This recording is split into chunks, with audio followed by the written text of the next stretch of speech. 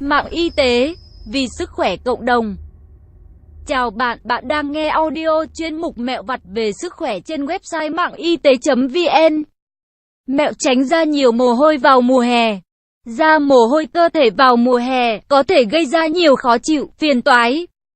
Vài mẹo đơn giản giúp bạn tránh ra nhiều mồ hôi trong những ngày nóng bức. 1.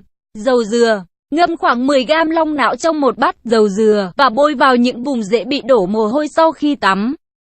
Để khoảng 45 đến 60 phút. Sau đó rửa sạch với nước lạnh. 2. Muối. Để chữa đổ mồ hôi quá mức vào mùa hè, pha một thìa muối với nước chanh. Massage hai tay với hỗn hợp này để làm chậm hoạt động của các tuyến mồ hôi. 3. Dầu cây trà. Dầu cây trà có thể được bôi ở những vùng đổ mồ hôi nhiều. Nếu sử dụng thường xuyên, bạn sẽ có được kết quả như mong muốn. Dầu này cũng rất tốt cho những người da nhờn. 4. Khoai tây. Cắt khoai tây thành lát và chà chúng dưới cánh tay và các khu vực dễ bị đổ mồ hôi. Để khô trước khi mặc quần áo. 5. Nước cà chua. Uống một cốc nước cà chua mỗi ngày sẽ giúp ngăn ngừa đổ nhiều mồ hôi trong mùa hè.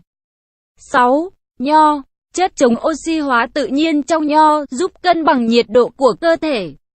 Vì vậy, ăn nho hàng ngày có thể giúp bạn xử lý tình trạng ra nhiều mồ hôi.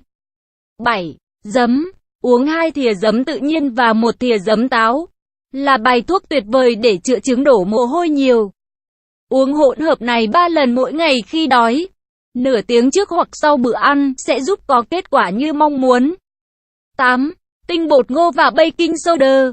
Nếu bạn bị đổ nhiều mồ hôi, bôi hỗn hợp tinh bột ngô và baking soda bột nở dưới cánh tay sẽ giúp loại bỏ vấn đề.